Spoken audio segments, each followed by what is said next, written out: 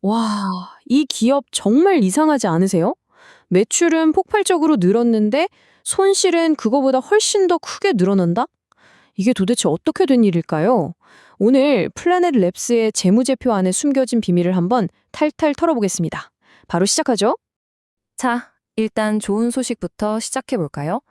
플래닛 랩스의 2025년 3분기 매출이요. 작년 같은 기간보다 무려 33%나 늘었습니다.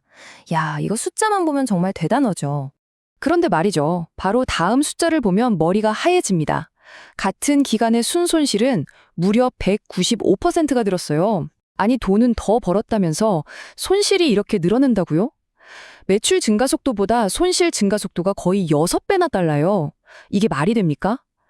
도대체 이 회사 안에서 무슨 일이 벌어지고 있는 걸까요? 그래서 오늘 저희가 이 미스터리를 한번 풀어보려고 합니다. 먼저 매출과 손실이 왜 이렇게 따로 노는지부터 파헤쳐보고요. 그 다음에 재무제표를 아주 그냥 현미경으로 들여다볼 겁니다. 그리고 이 회사가 가진 진짜 무기와 치명적인 약점은 뭔지 분석한 다음에 제일 중요한 거, 앞으로 이 회사가 어떻게 될지 3가지 미래 시나리오까지 쫙 펼쳐서 보여드리겠습니다. 자, 그럼 첫 번째 순서입니다. 매출은 막 늘어나는데 왜 적자는 3배나 불어났을까? 여기서부터 본격적으로 한번 파고 들어가 보죠. 자, 그래프 한번 보시죠. 24년 3분기에 6,130만 달러. 이게 1년 만에 8,130만 달러가 됐습니다. 그냥 껑충 뛰었죠. 33% 성장. 주로 새로운 고객들이 들어오고 기존 고객들이 돈을 더 쓴 덕분이에요. 여기까지 보면요. 와, 이거 완전 전형적인 고성장주, 교과서 같은 모습입니다. 근데 바로 이 다음 그래프가 문제입니다. 작년 3분기에 2,010만 달러 손실이었거든요. 올해는요, 5,920만 달러 손실이에요. 거의 3배가 됐어요, 3배. 아니, 돈은 분명 더 많이 벌었는데 왜 까먹는 돈은 더 커지는 걸까요? 정말 이상하죠? 자, 바로 그 질문에 대한 답을 찾으러 이제 재무제표를 한번 열어보겠습니다. 이 회사에 돈이 도대체 어디서 들어와서 어디로 흘러나가는지 그 돈의 흐름을 한번 따라가 보시죠. 자, 이 그래프가 아주 중요한 실마리를 줍니다. 25년 3분기 매출을 고객별로 쪼개봤더니 와, 보이세요? 국방이랑 정보 분야, 이쪽이 전체 매출의 60%가 넘어요. 아까 우리가 봤던 그 엄청난 매출 성장, 바로 여기서 터진 겁니다. 잠깐만요? 그럼 국방 쪽에서 돈을 이렇게나 잘 벌고 있다는 거잖아요. 근데 왜 손실은 더 커지냐고요? 이게 우리 투자자들 입장에서는 제일 궁금한 거 아니겠습니까? 바로 그 질문에 대한 답이 여기 있습니다. 범위는 바로 비용이었어요. 자, 보세요. 매출이 33% 늘어나는 동안에요. 매출 원가라고 하죠. 물건 만드는 데 드는 돈. 이게 무려 46%가 늘었습니다. 쉽게 말해서 버는 속도보다 쓰는 속도가 훨씬 빨랐다는 거예요. 특히 어디서 돈이 샜나 봤더니 협력업체나 하청업체에 주는 돈, 그리고 위성 서비스 계약 때문에 늘어난 인건비, 여기서 돈이 줄줄 샜던 겁니다. 자, 그럼 이런 생각이 들죠?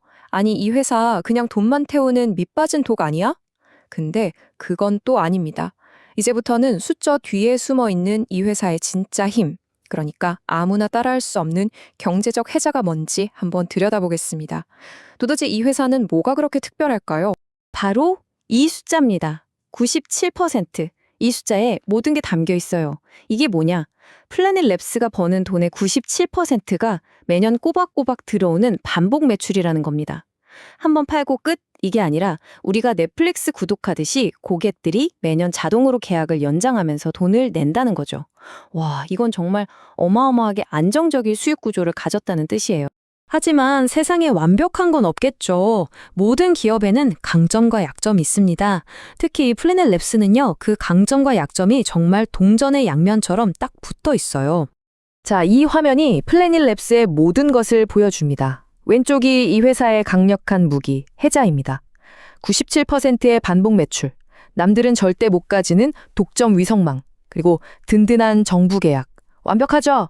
근데 오른쪽을 보세요. 이게 바로 리스크입니다. 그 강력한 무기가 그대로 약점이 돼요. 정부 계약에 너무 의존하니까 특정 고객 비중이 너무 높고요. 사업 자체가 위성을 쏘아올리지 못하면 망하는 구조고, 또 정부 계약이라는 게 언제든 정치 상황에 따라 바뀔 수 있다는 그런 엄청난 위험을 동시에 안고 있는 겁니다. 그 고객 집중도 리스크가 얼마나 심각하냐면요. 바로 이 숫자 하나로 설명이 됩니다. 22%. 단 한 고객한테 받을 돈이 전체의 22%라는 거예요. 만약에 이 고객이 나 이제 니네랑 계약 안 해 라고 하면 어떻게 될까요? 회사 전체가 그냥 휘청거리는 겁니다. 정말 아슬아슬하죠. 자, 그럼 지금까지 나온 증거들을 다 모아서 이 회사가 앞으로 가게 될 세 가지 미래 시나리오를 한번 그려보겠습니다. 첫 번째, 가장 장밋빛 미래, 불 케이스입니다. 지금 돈을 쏟아붓고 있는 금융, 보험, AI 같은 새로운 시장을 성공적으로 뚫는 거죠. 그리고 플래닛의 데이터 플랫폼이 이 업계의 표준이 되는 겁니다. 여기에다가 차세대 위성까지 성공적으로 쏘아 올린다? 와, 이러면 기술로는 아무도 못 따라오고 수익성까지 잡는 그야말로 꿈의 시나리오가 펼쳐지는 겁니다. 반대로 최악의 시나리오도 생각해봐야죠. 베어 케이스입니다. 우리가 앞에서 걱정했던 그 리스크들이 현실이 되는 거예요. 믿었던 큰손, 정부 고객이 계약을 끊어버리거나 아니면 위성을 쏘다가 로켓이 터져버리는 끔찍한 사고가 날 수도 있겠죠. 그것뿐인가요? 경쟁사가 갑자기 더 싸고 좋은 기술을 들고 나타나거나 경기가 나빠져서 고객들이 다 허리띠를 졸아매는 상황. 뭐 하나라도 터지면 정말 힘들어지는 겁니다. 자, 그럼 가장 현실적인 시나리오는 뭘까요? 현재 데이터로 봤을 때 가장 가능성 높은 길입니다. 플래닛은 앞으로도 핵심 시장인 국방 쪽에서는 계속 잘 나갈 겁니다. 매출도 계속 늘겠죠? 하지만 새로운 먹거리를 찾기 위해서 막대한 돈을 계속 태워야만 할 거예요.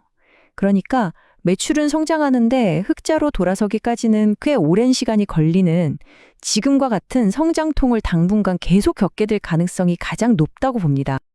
네, 그래서 이 투자의 핵심을 한 문장으로 딱 정리해 드릴게요. 결국 여러분은 여기에 베팅하는 겁니다. 이 돈 잘 캐우는 혁신 기업이 지금의 큰손 고객이 마음 돌리기 전에 완전히 새로운 시장을 만들어내는데 성공할 것인가? 바로 이 질문에 대한 답에 투자하는 거죠. 폭발적인 성장이냐 아니면 그 뒤에 숨은 거대한 리스크냐? 이 성장과 안정성 사이에서 여러분은 과연 어디에 베팅하시겠습니까?